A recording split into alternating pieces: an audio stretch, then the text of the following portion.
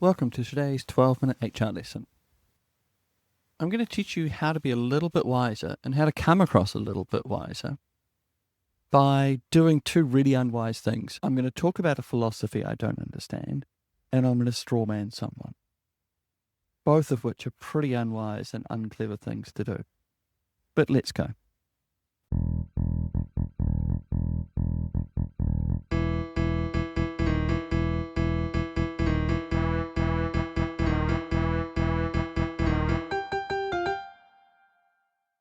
One of my favorite stand-up comedians is Jimmy Carr. He may not be your cup of tea. His jokes are pretty extreme, so they may not be for you, but there's lots I do like about him. And there's one thing that he said that's really stuck with me. He said this as his advice to young aspiring stand-up comedians. What he said that was really interesting was, you need to bear in mind what you look like to your audience. My takeaway from that is I need to think about what you think about me when you listen to me. And this is where I have to be careful, and I have to put this disclaimer in because I'm about to talk about Taoist philosophy, or a story that has come from Taoist philosophy. And I really have to preface it, I don't know about Taoist philosophy. Really, not a single thing. Bear in mind, I'm going to quote a story that is a Taoist parable. You have to bear in mind that I don't know anything about the underlying philosophy, so I may be totally taking concepts out of context, or maybe I'm getting the context wrong. Anyway, the story goes like this. There was a poor farmer in a small village, and one day his horse ran away, and all of his neighbours came to commiserate and said, "Oh, what terrible luck!" To which he replied, "Maybe." Because the next day the horse returned, and with it came several wild horses. "Oh, what great luck," said his neighbours. "Maybe," said the farmer. The following day, the farmer's son tried to ride one of the wild horses, and he was thrown off and broke his leg. "Oh, terrible luck," said the neighbours. The farmer said, "Maybe." Because a week later, soldiers came to the village and conscripted young men for war, and because the farmer's son had a broken leg, they left him behind. "Oh, what wonderful luck," said the villagers, to which the farmer replied, "Maybe." Now, there's several really interesting ideas in here, and like I said, I'm probably going to miss the main points of what the parable is, so I'm going to take out what I find really interesting here. One is the idea that humans, no matter where you go, trying to make sense of what's in front of them. They're trying to create structure out of what could, in fact, be random events. His neighbours are coming to him and saying, "That's luck, that's good fortune." And they may, it's entirely possible, maybe say, "Oh, that's because of this," or that your good luck is because of these things about you, or your bad luck is because of those things about you. To which the farmer offers no comment, but that's something we could clearly see. There's sense-making going on. The second thing that's really interesting is the farmer is essentially saying, "I don't have all the information yet. That might be a good thing, it might be a bad thing, and there is more information further turning up." In this context, more information is just, and each of these subsequent events is more information, more context, more scenario that changes the meaning of the observable event. The observable event is the breaking his leg, to which at face value looks like a bad thing, to which the farmer says, "Hang on, I'm going to wait to see what the big picture is." And the big picture is it turned out to be a positive. What's really interesting about the parable is it ends on the farmer saying, "Maybe." He's saying, "I still don't know all the information." Just a quick aside on this one, and this is perhaps one of the most interesting and extraordinary things that I ever heard in the world of politics and international politics and history.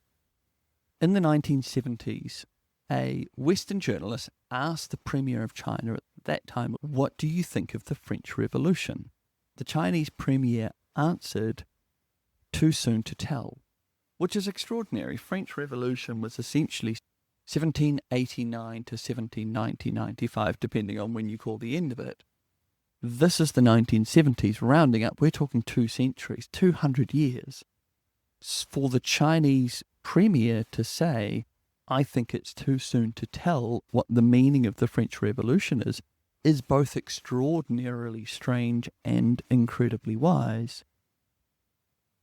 And it's something that's always stuck in my head, because essentially what he is saying is this extraordinary experiment in democracy and individual liberty on a historical scale is in its infancy. We're still working on this and what its meaning is. Yes, all the big stuff happened early on, but the implications, ramifications, and the final settling of how this whole thing all plays out is yet to be determined if you look at this at a wide enough time frame, which clearly he was. So that's just interesting. Too soon to tell what the French Revolution means to us today.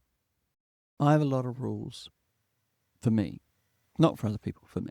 I have lots of rules in which I have to keep myself in check and keep myself smart and keep myself wise, to curb some of my things I would like to do that I know are pretty dumb things to do. One of them is eat chocolate. Another rule that I have is don't get into an argument for the sake of it. There's no point getting into debates. There's nothing to be gained from a debate. I'm happy to have a discussion, but a debate is pointless unless the thing really needs to be hammered out. We actually need an answer on this one.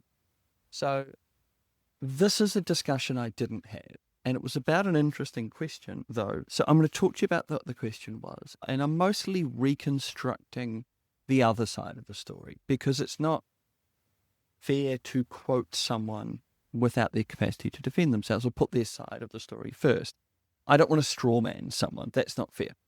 So what I'm going to do is I'm kind of going to create an archetype about what this person thought of this thing. It was about a video. So there was a video in which a series of people were performing a cultural dance, and the cultural dance was for a visitor. It was in a workplace, cubicles and everything, and the person who I was talking to, the argument they were making to me is, that's disgusting, that's inappropriate, that's denigrating.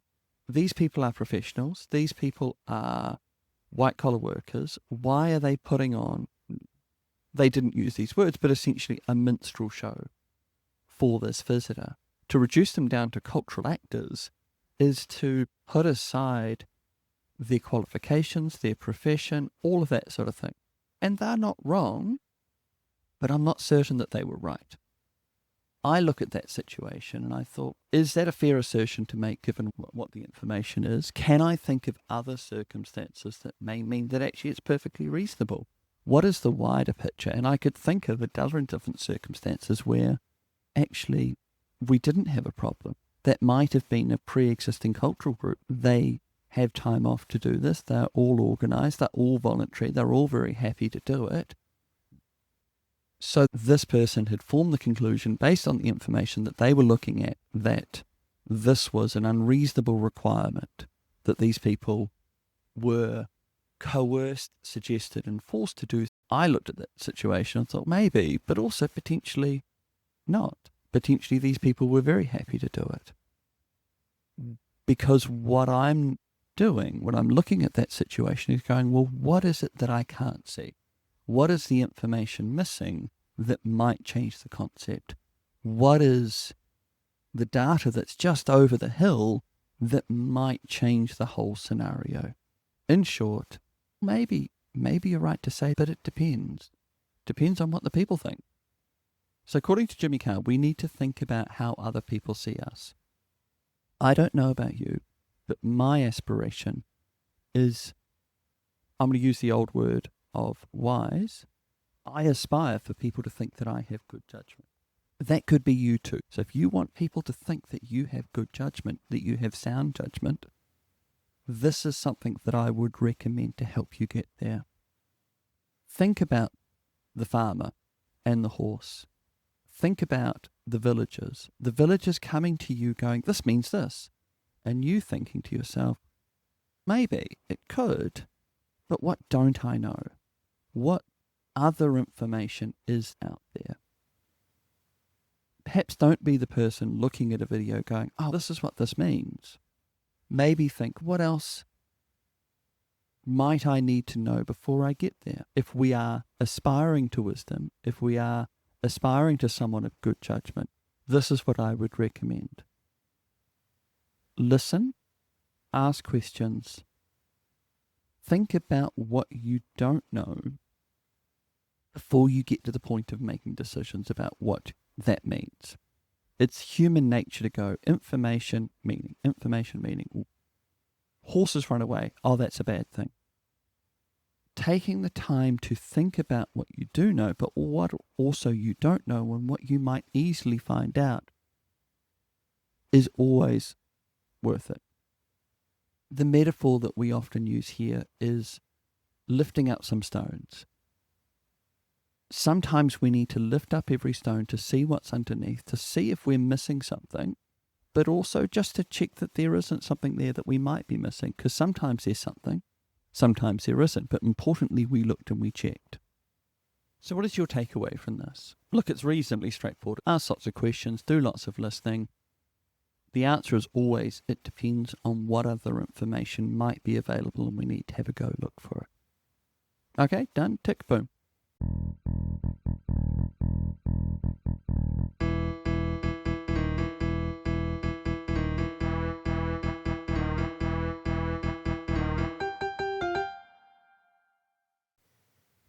I'm not enough of a cinephile to know who was the first to do a post-credit scene. I'm going to go out and say Ferris Bueller is perhaps one of the most famous, one of the early originators of the post-credit scene. Ferris Bueller saying, "What are you still doing here? Get out of here. Like, go on, movie's over, bye."